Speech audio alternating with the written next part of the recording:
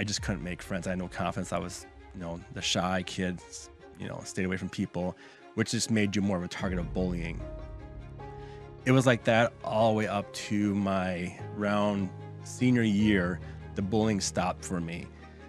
I didn't know I was poor until someone pointed out to me that I was poor. And that started, my confidence went down, being picked on a daily basis, just for not having nice things. Something you can't control. Yeah. I'm going to ask you guys a question. Have you ever been bullied or maybe acted in a way that you now regret? Well, I sit down with Tim Flynn. He's the founder of Karate Chop Bullying, and he's the host of the Breaking Bullying podcast. Now, Tim nearly ended his life due to bullying, and he teaches us how to take back control. What was going on in your life in high school? Like, what challenges were you facing in school? Was it pressure from parents? Did you have to get good grades? Was it pressure from sports? Was it the friends you're hanging out with? What was going on in your life? What if it was nothing? We oftentimes always want to know the why, and we always want to know maybe there's something bothering Maybe.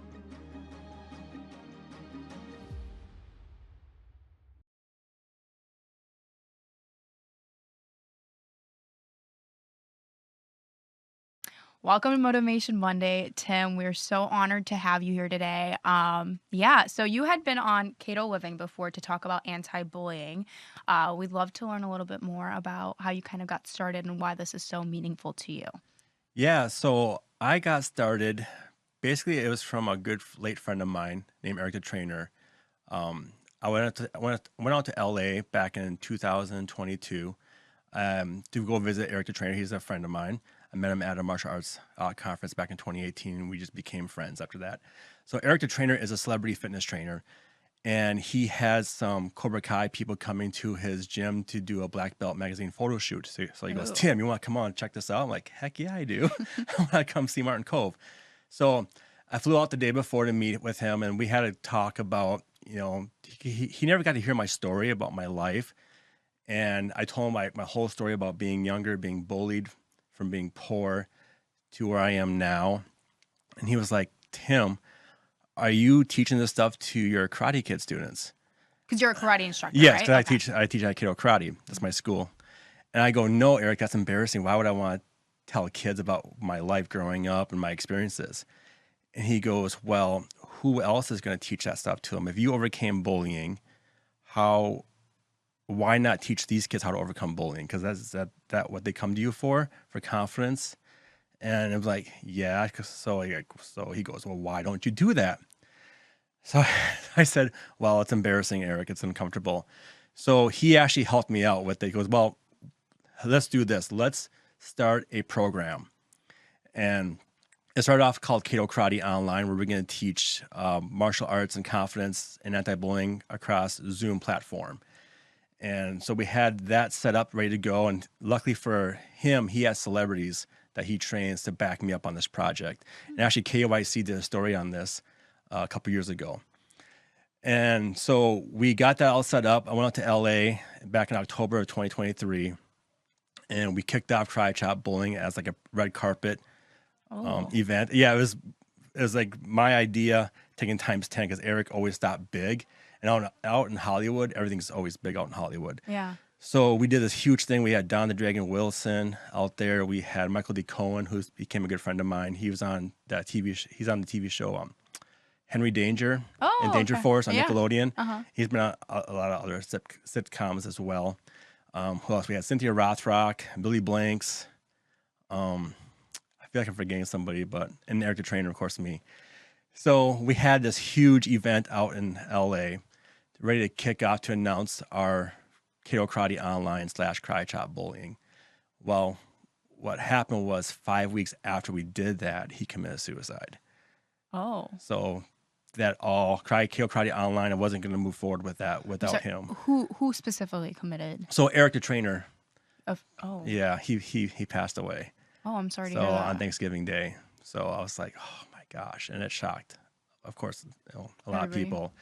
And me and him, we just got done doing, our big press release. So I stopped for a while because I was like, well, why am I going to do this now? Yeah. Then I have friends out in LA. That's a part of the gym that he ran. and one of them reached out to me. I can't remember if I reached out to him or he reached out to me, just kind of check in and see how we're all doing mentally. I go, yeah, a little bummed. I don't know what to do. We just started this Kato Karate Online, Karate Chop Bullying. I don't know what to do with it anymore. He goes, well, why don't you do a podcast? I'm like, I don't know nothing about podcasting. Yeah. And his name is Bruce, and Bruce goes, well, I will teach you how to do it. So that's how I got into the podcasting part. And then at the same time, I was still putting together the seminars that I had envisioned. The seminars was going to be separate from Kato Karate Online. It was going to be they all kind of tied in together, but the seminars were supposed to funnel people into Kato Karate Online. So I would go out, do my seminars, and then kids can join me online 5 days a week. But I wasn't going to do that part without Eric, because I needed him for that part, and I didn't want to do it. He was your rock at that point. Yes, I needed him to do that. So basically, that's how everything started. So the podcast kind of got me the connections. I got guests, and then once I got my first celebrity guest, my podcast became a bit more I don't know how you say it, not certified, but it's legit. Yeah. Now PR people email me cool. and send me guests, which makes life a lot easier. Well, can we delve into a little bit about your journey and kind of your bullying experience, if you'd be open to sharing that? Yeah. So my experience started when I was in second grade. So I lived in Silver Lake, Minnesota. So I'm not, I know you said you're from Chicago. Yeah. So I grew up in Minnesota. I came home from school one day, and there was this box of clothes sitting on our doorstep. So I go inside, told my mom about it. And there's a bunch of used clothes. And my family, we were poor. My dad worked.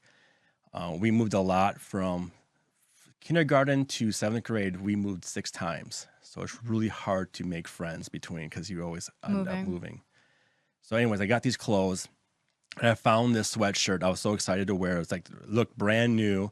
It was nice and clean. It was a Chicago Bears shirt, by the way. Oh. Which I would never wear a Chicago Bears shirt anymore. Come on now. That's what I got to wear. It's brand new. I was so excited to wear it. So I wore it to school the next day. And a kid down the table from me told another kid, goes, that was my old shirt. We donated to his parents because they're poor. And I didn't know I was poor until someone pointed out to me that I was poor. And that started, my confidence went down, getting picked on daily basis, just for not having nice things. Something you can't control. Yeah. And it's hard when we moved out of Silver Lake, we moved to, I think it was Brownton, Minnesota. I just couldn't make friends. I had no confidence. I was, the shy kid, stayed away from people, which just made you more of a target of bullying. It was like that all the way up to my around senior year. The bullying stopped for me because I did a martial arts demonstration for a Phi Ed class.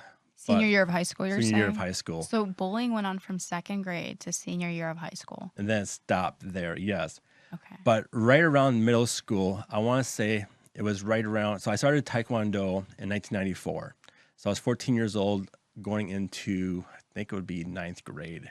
Because I just got it. It was August 1st of 1994, I started Taekwondo. I know that because I still have my certificates.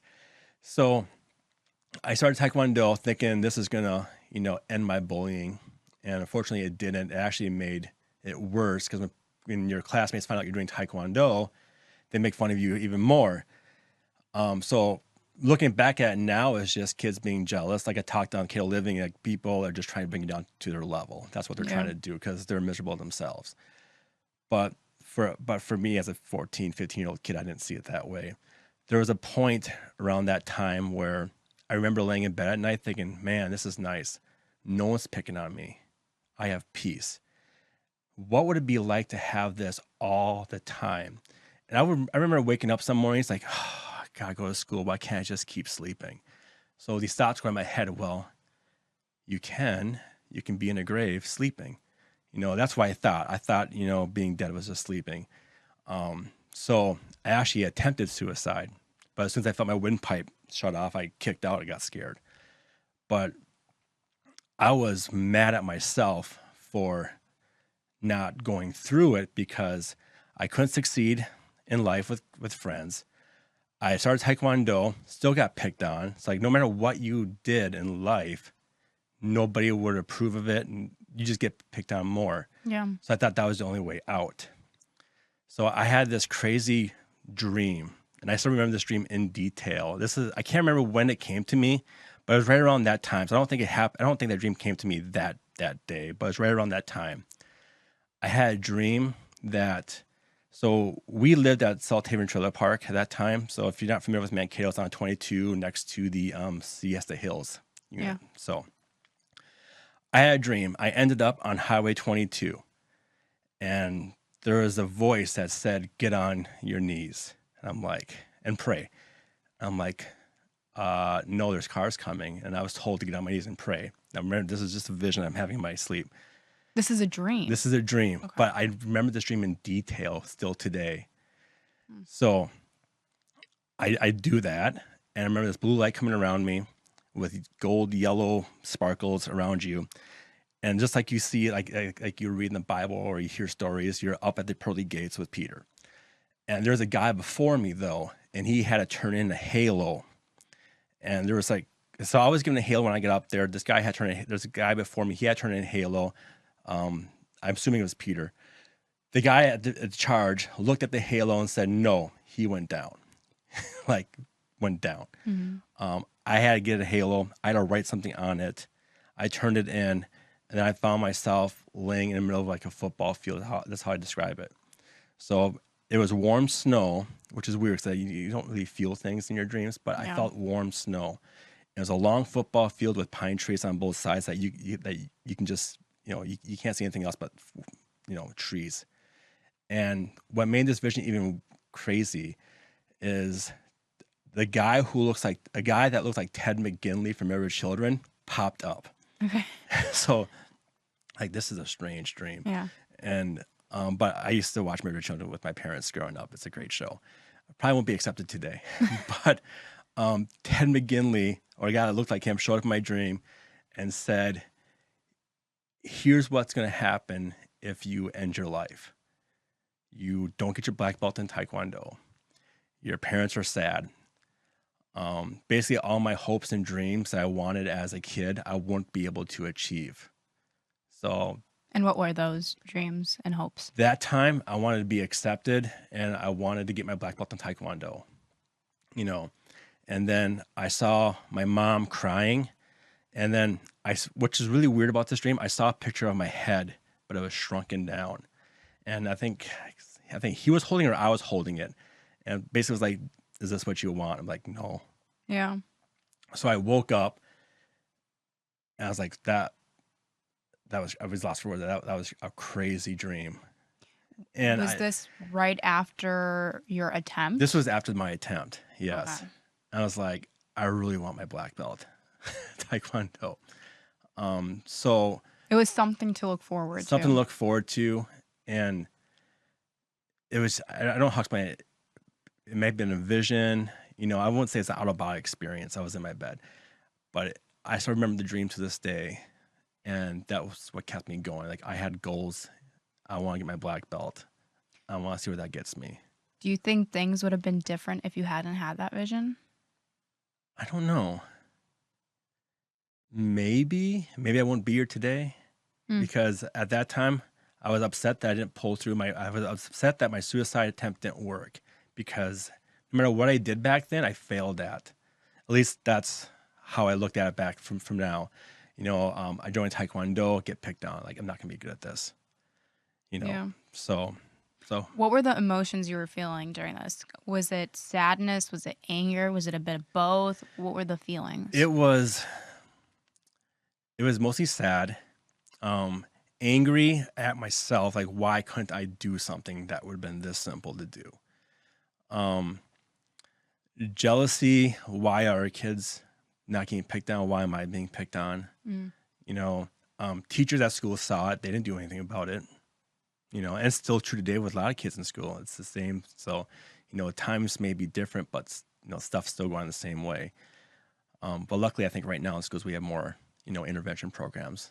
What's fascinating is when I think bullying, and I kind of talked a little bit on this Kato Living, people associate bullying with younger kids.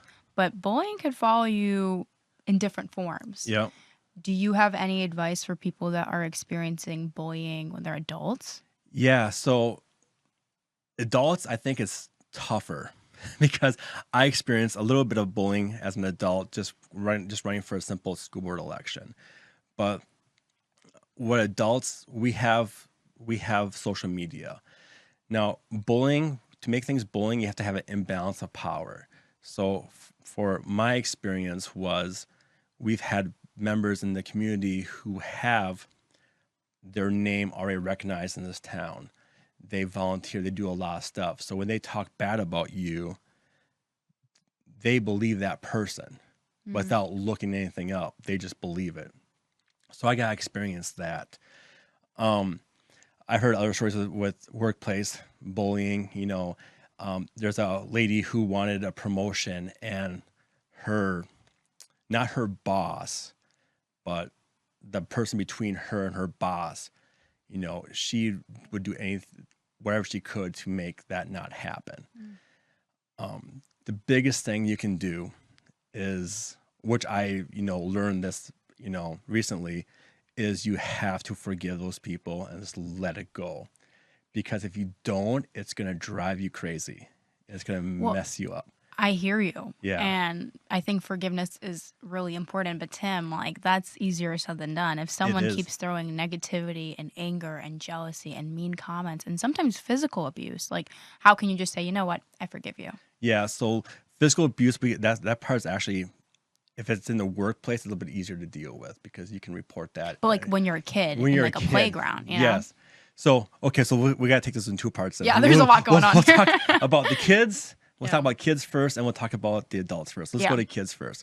Kids being hit on the playground. I actually had a student, parents emailed me. She's still one of my students yet, so I won't say the name.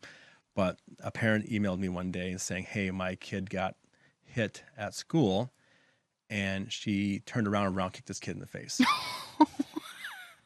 So what should we do about this? I go, my goodness. Well, I said, I was not expecting that. So I go, okay, well, tell me what's going on.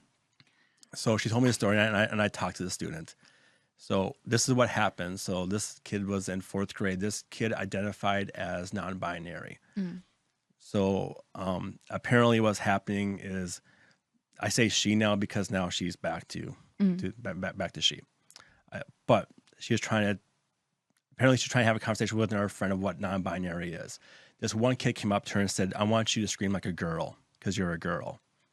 And she said, "No, I'm not going to do that." So he got angry. So he punched her in the stomach. Say, "Scream like a girl now." Jeez. So she went off crying, looking for a teacher on the playground. There was no teacher to find. The kid was coming up after her. So she round kicked the boy in the face, hit him right in the nose. Apparently that time the teacher saw something, or it drew attention, and then she was forced to apologize to the boy who started this whole thing, and she refused. No. What I don't think violence is the answer. You shouldn't have to hit somebody back to end bullying, but with her situation, that actually stopped her bullying. It did? She has not been, at least I talk to her all the time.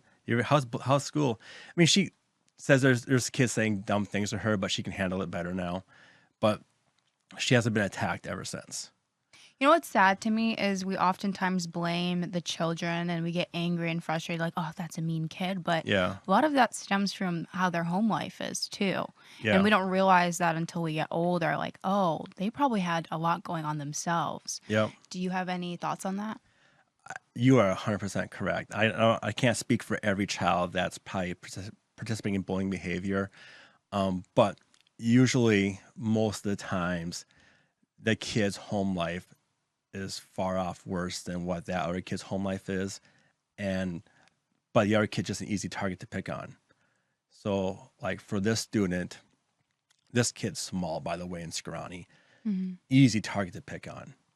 Apparently, but she has a really strong round kick though, apparently.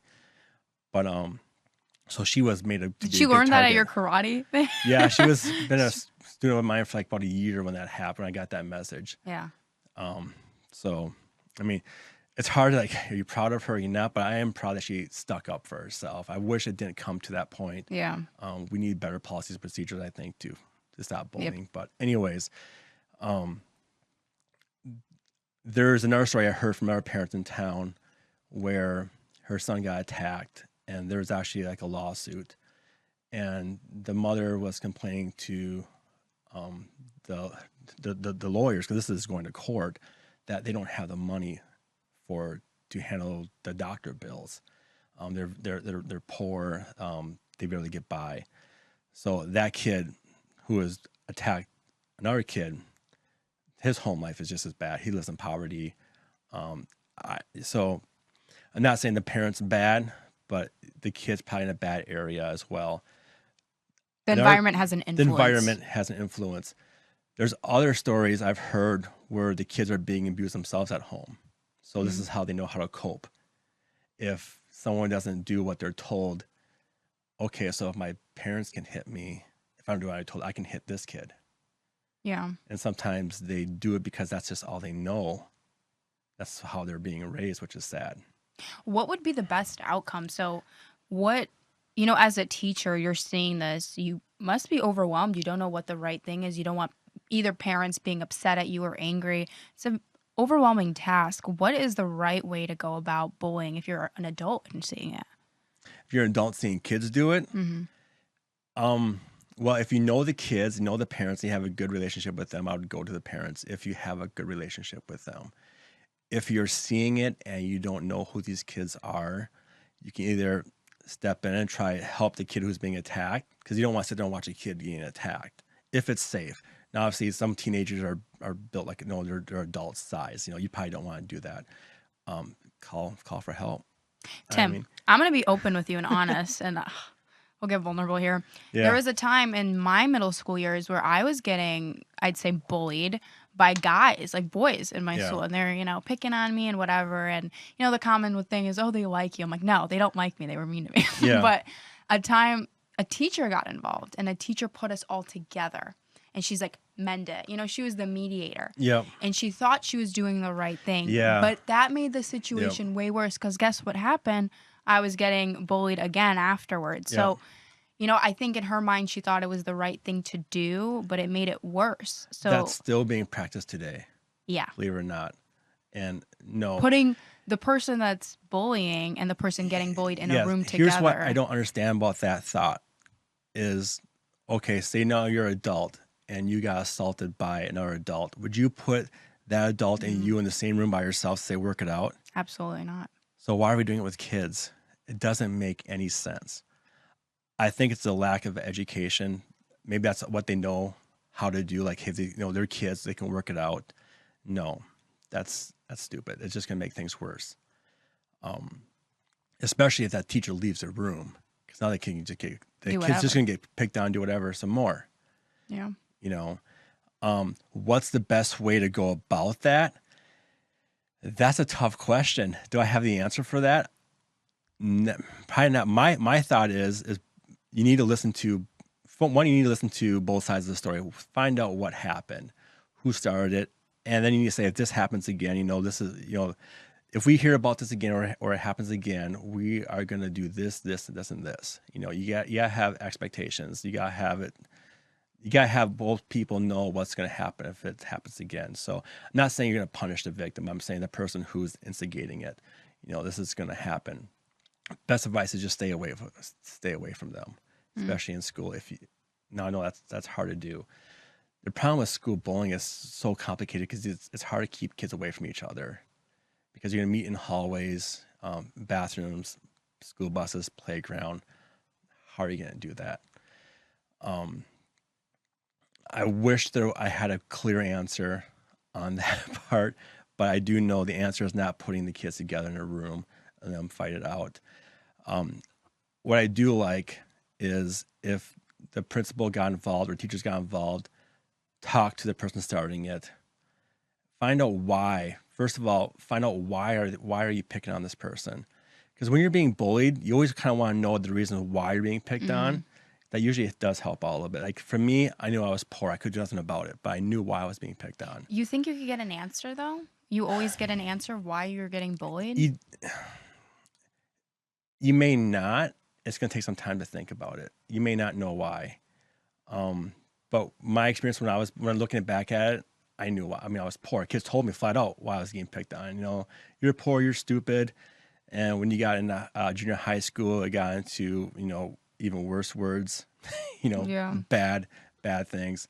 You'd think that they'd mature by high school and they'd kind of understand, hey, maybe I'm a little too old for this. You think so? Yeah. Yeah. It's kind of surprising to me. Some kids need to impress their friends, because if they don't, then they're not going to have friends anymore. Can we talk a little bit about that? Yeah. When you were telling me about your bullying experience, for me, it was hard to believe that all these kids that were bullying had real malicious intent. I think a big part of it is to fit in with the rest of them. Yeah. And I'm sure that some of them were like, maybe I shouldn't be doing this, but I'm scared of getting bullied if I stick up for them. Exactly. So I think that's also probably a big reason. It's peer pressure. So what I tell like my students is, if a kid tells you to do something, have them do it first. It's like, show me. Oh, I'm gonna start using that. Show me. Play dumb. You don't, because if they're making you do it, you know it's probably wrong. Yeah. You know, they want to get you in trouble for doing it. So, and maybe you won't get in trouble. You know, it's a risk you're playing. But so all those comments that were sent your way when you were a kid, all the mean things, how did you work through them and stop believing those thoughts? literally, it was that dream. Really? Like right after you're like, It was I that don't dream. even believe you. Like, I really want my black belt. I want my black belt so bad, because I watched Karate Kid when I was growing up. Daniel had his black belt and he beat the school bully. You know, I want my black belt. Thinking, if I get that, I can beat the school bully. But here's what happened though. I didn't beat anybody up to end my bullying. So in 12th grade, we had a class called Lifetime Sports as part of a Phi Ed class. We had to do a talk or demonstration about a lifetime sport. So I picked martial arts. So I got to show off my martial arts to pretty much most of the kids were picking on me in school. They got to see me break boards. They got to see me spar with my friend. And after that, it stopped. So literally when I got my black belt, the bullying stopped. Yeah. You know, kids stopped picking on me. Do you think any of those people that had bullied you in high school, maybe not middle school, but high school, feel any remorse? I don't know. I reached out to one. You did? Because I wanted him on my podcast. I wanted to know facing why. my bully. And I was being respectful. I said, no, I won't have any negative thoughts. I just want to know why, like why you're doing it. And then my friend out in California goes, you did that? Why'd you do?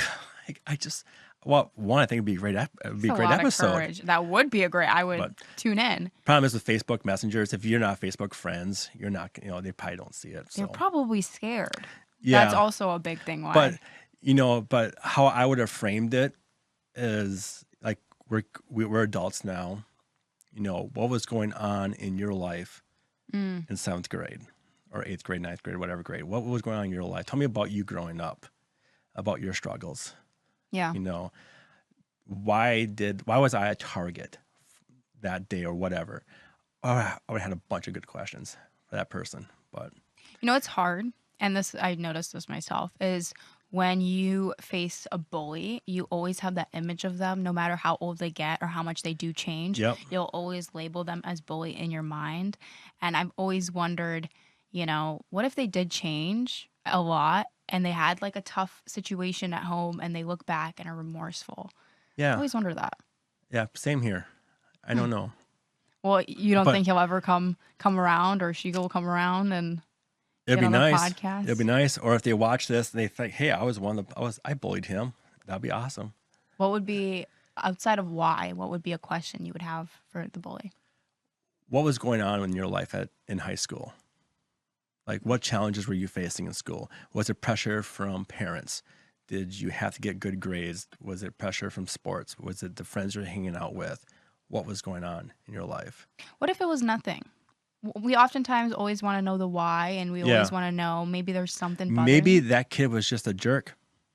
Yeah. Or maybe that was just them. And hopefully they changed. Then the question would be, what made you change? Yeah. Do you believe any of the things that were told to you when you were younger still? at this day? Did I believe those comments back then? Is that what you're trying to get at? Yeah. I believed it back then because that's all you're being told.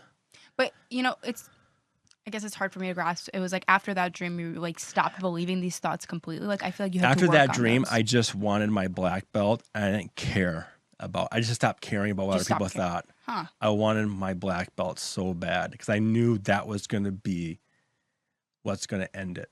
So did you end up getting your black belt? Yeah. Did you feel fulfilled? Did I feel fulfilled? Of course. That was the best experience ever. Did the bullying stop right away at my black belt? No, but it stopped at my first degree black belt. So in my school, we had a black belt. Some schools call them deputy black belts. But my school, and it's even my program now, we give kids full black belts without no degrees on them, and then they get their first degree after 6 months or so. So, but it did stop at black belt because I had to do a demonstration. I didn't know I had to do a demonstration for that to end, but it did. The vision came true. So let's talk a little bit about what you teach at Karate Chop Bullying. Let's talk about how you help kids navigate their experiences. Yes. So I try to cover a lot of topics in a short amount of time. So, and I have to make it fun for kids because talking about bullying to kids is boring. I mean, kids are like, this is boring. We don't want to hear about this. So I try to do it all interactive. So the first thing we talk about is kindness. What does it mean to be kind? And then if I have it, we'll use mirrors. I go, in order to be kind to others, you have to be kind to yourself. Because if you're not kind to yourself, how do you be kind to others? Which kind of starts off with bullying. Usually a lot of bullies, they're not happy with themselves. They're taking it out on, you just have to be the target that day. Or not that day, just that school year, whatever. So I tell kids, tell me 3 great things about yourself. And for a lot of kids, they have to think about that. It's tough. So is it Natalia? Is that how you say your name? Yeah. Tell me 3 great things about yourself right now. Ooh, okay. Well, I got them. Yeah. I think my confidence, my ability to listen to others, and I just think a positive attitude. I try to keep them. Sorry, that was great. No, that was good though. So you're a confident person. A lot of kids got to think about that for a while and they ponder it. But if you ask them, give me 3 things you don't like about yourself, they'll be like, I could do that too. Boom, boom, boom. But some kids struggle with that. They don't know. Yeah. And I remember growing up as a kid where back then schools taught us, don't brag about that because you don't want to offend other kids who don't have that experience. Don't brag, don't brag, don't brag. I'm telling kids, brag about yourself. You have to. It's okay. If people don't like it, they don't have to. It doesn't matter. Brag about yourself. I feel like when I was taught, don't brag about yourself. Now, don't brag if you won the game. Like, yeah, I won. We have kids do that all the time at our school. No, that's not being humble. That's making other kids feel bad. But say you got A, you worked really hard on that test. Brag about that. That's okay. You worked hard. If you worked hard for something that you had to earn, it's okay to brag about it. Feel good about that. So majority of Karate Chop Bullying kids are around 8 or 9, so we don't get that deep into it. It's pretty quick. Just start being kind to yourself. That's kind of what we talked about with Kato Living with Jackson. Just gotta be kind to yourself. Kind thoughts. Then we talk about how to be confident. So stand tall. So this is the confident part. Something that I took out of Kato Karate is what we teach. Show courage. So in order to be confident, you gotta show courage. Go into a scary situation that you probably don't want to be in. Show courage. Stand tall. Make eye contact and speak clearly. And we'll demo all this. So how can you be confident if you don't have the courage? And kids will think about that. Yeah, it's a pretty easy one, right? You can't. Okay, say you have courage, but you're like this. You're not standing tall, sitting tall, whatever. That's not showing confidence. I gotta fix my posture real quick. Make eye contact, because if someone's talking bad about you and you say, stop it, or speak clearly, you mumble it, you're not doing yourself any favors. You're making yourself more of a target. I feel like people are more aware of bullying now. So you think it still happens a lot compared to the past? It's still the same. It's still happening. Yeah. I think it's worse It's on mostly on cyber. That's what I was gonna get into. Yeah. We interviewed a TV host yesterday and a radio personality, Okay. and she has a big platform, and she was kind of talking about every time she gets a negative comment, she'll click on the profile, and it will never be anybody that's living better than her. It's always somebody. She's like, I'm not really even jealous of you. It's never a person that her words, and not verbatim, but she said, they're not living in a mansion or making a ton of, like, she's like, I don't feel the need to, it's a lot of jealousy, like you said. But sometimes my mom always told me that when I was young. She was like, oh, they're just jealous of you. I'm like, why would this guy and this other guy be jealous of me? It makes no sense. So I find that hard to grasp. Did you ever find out why you were picked on by those boys?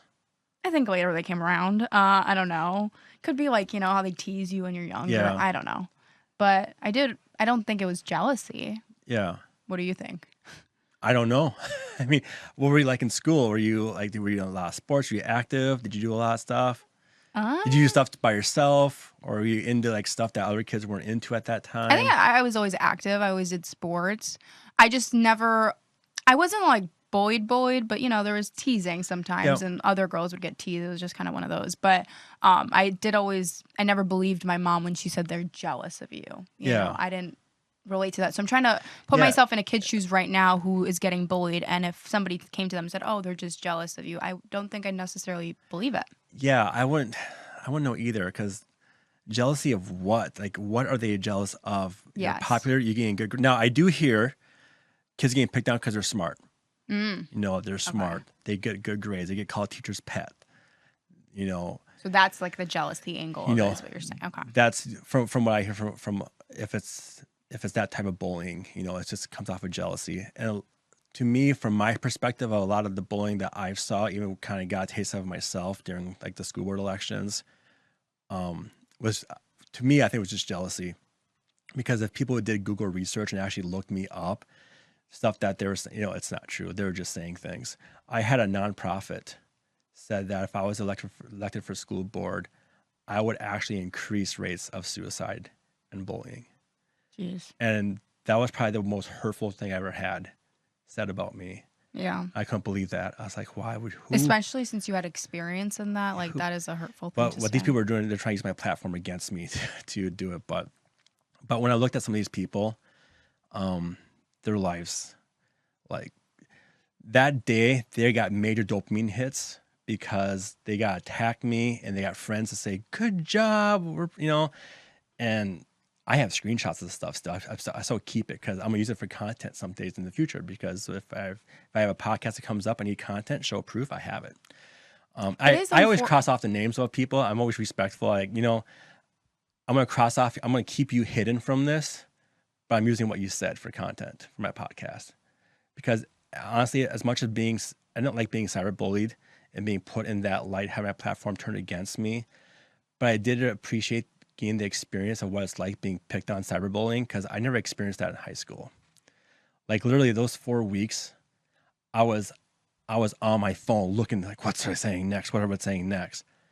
But once I started clicking in these people who are saying stuff, their life is like, I wouldn't say it's jealousy. They were just getting, it was like more like a pure thing. Like every time they would make a comment, they'd get more likes, and they were just getting dopamine hits off of it. That's what's so hard is, back in the day, bullying was at school. Not saying it was easy. I'm just saying that it happened at school, but once you got home, you got to ignore and leave it. Now I feel like kids not only are facing it in school, but they're facing it at home when they get to be alone with their families and are supposed to escape from it. They can't, because they're always searching what the next person is saying. It is hard. And I do wish there was more things people could do for that. Yeah, I know they're working on it. There's this Kids Online Safety Act. I don't know a lot of details on it. I actually reached out to one of the authors of that bill to talk to them about it, but they didn't respond back. Because who am I? You never know. I just want to know. Yeah. But I really think phones at school should just be left at home, or lock them up at the office. I know parents think that having a phone at school is a safety thing, but I actually was talking to a cyber expert. This is back in my podcast like a couple of years ago. he was saying phones don't actually make you safe in school because parents are worried about, we have school shooters now. Parents are scared about that. But he goes, Tim, if your child had a cell phone on them and they forgot to turn that cell phone off, or it had a vibrate, but it was vibrating, when the school is silent, they're going to hear that boop, boop. Yeah. That's just outed your kid where they're at. They're going to hear that. Yeah, it's like a That danger. does not make you safe. The phones don't make you safe at school. You don't need phones at school. Back when I was in school, we went to the office. We had to make a phone call. Yeah. If I need to talk to my kid, we called the office. They passed this message on. I really think schools need to just leave the phones at home or lock them up. You get them, you lock them up. If you get caught with them, there is a punishment for it. I don't know what it is. I don't know what they'd have for punishments for school these days, but make sure you never do it again. Don't break that. Don't break that rule. Tim, for somebody that's getting bullied right now, what is your advice? For anybody, this can go for kids or for adults, is start turning to the people that you trust. It's embarrassing. Make them aware of what's going on. One thing I wish I would have done when I was a kid, and I didn't know this, I wish I would have told my parents. You never told your parents? Never told my parents. Why? I was embarrassed. But what was embarrassing about it? That made me picked on at school because I'm the oldest kid at home. I don't know. I was embarrassed. I don't want to tell anybody. Like, I never told anybody about my bowling stuff until Eric, the trainer, told me to do it. Start doing this. Start teaching this stuff. Do you think a lot of kids aren't telling their parents? Yeah, I think so. It's, because I think a lot of it has to do with, maybe it's your fault you're being bullied. Maybe if I would have just did my own laundry every day at home when I was 10 years old, I wouldn't have got picked on. You look for reasons not to get bullied. Yeah. Almost. So I go to people that you trust, say, I need some help. I have this going on. If you can't go to a parent, go to a teacher. If a teacher says, well, give it a few days, see if it fizzles out, then go find a different teacher. Yeah. Find somebody else that will sit down and listen to you and will come up with a plan to resolve this. That's what's so unfortunate is we put teachers on a pedestal when we're young and we don't understand why they're not helping, and sometimes we forget, they're people too. Yeah. And they act in different ways. Some might not be as supportive as others, Yep. And that's what's difficult, I feel. So go find another one, because teachers are stressful too. Like I say, they're under a lot of stress as well. Yes, yeah. And that's probably just one more thing they don't want to deal with. Yeah. Which is that. But for a kid though, they don't know that. And it's huge for them. It's huge. Yeah. For adults, go to who your peer groups are, and some adults may don't have that, and that's hard. And I don't have answers for that. If they have a therapist, whatever. You do have answers because you said it on Kato Living. You said, look for the positive and yes, be look for the kind. positive. I meant to go find a peer group, whatever. Yeah. Yes. But yes, always look for the positive and negative, which is hard to do at that time. And forgive. That's another one. Yes. Yeah. But when I look back at my bullying, I didn't want to be bullied. But the positive part about that is I was given the tools to help other kids to help overcome bullying. And look what you could do from your experience. That's the coolest part. Yes. Listening to your story, it's unfortunate that you have to endure that for so long. But look at all the good that came out of it, and look at all the kids that you're helping today. That's huge. Yep. But what hurts me the most, though, not me personally, but there's people out there who don't, they're isolated. Mm-hmm. They're depressed. Yeah. When you do meet them, they complain a lot, and that's hard, and they don't want to be helped, and you can't force some people to be helpful. You can't force them. I have people that I know that are like that, and you just be nice as possible to them. You can't force somebody to go talk to somebody. That part I don't have answers for. I don't know. And you try to tell them, look for the positive and negative. Like I said, it's easier said than done. That's a lot of work though too, because at that moment you're getting picked on. You're not thinking that right now. You're thinking like, gosh, why is this happening to me? Yeah. But if you can get yourself around a group of like-minded people, don't stay isolated. Is another big tip. Don't stay isolated when you're getting picked on, because that's just going to make things worse. Because that little voice in your head is going to be louder and louder. Plays tricks on you. Yes, you need to surround yourself with positive people. There are I have negative people in my life. Every time I see them, it's always, oh, this happened. Like, try to limit your interactions with them because it can affect your mood. Someone close to me always says you don't want to catch what they got. If somebody's always negative, you don't want to catch what they got because it's very easy to fall into that space. And we are, as humans, I talked about this in my podcast, we seem to be drawn to negativity. I don't know why. There's research behind it. Yeah. There's a lot of people that have their opinions on why we are. I had a therapist on talking about that, and I still have questions like, if I post something on Facebook about a positive thing that happened to me, 10 likes. I post a bad experience, say like my father died, tons of sympathy. Like, I mean, which is good. I like that support. It's like, I do feel like it takes more work to be positive than it does negative. It's easier to get down and say something mean than it is to lift each other up. I don't know why that is, and I'd love to learn. Love to have an expert talk about that, but that is true. We're wrapping up on time, but one question I like to ask our guests is, if you could talk to your younger self, what would you say? Let's see here. There's a lot I would say. The number one thing is tell your parents.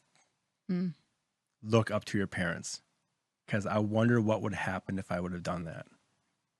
Yeah, that's a good piece of advice. Well, thank you, Tim, for being open and sharing your story. I know it's going to help a lot of people. So thank you so much for taking the time out of your day. Yeah.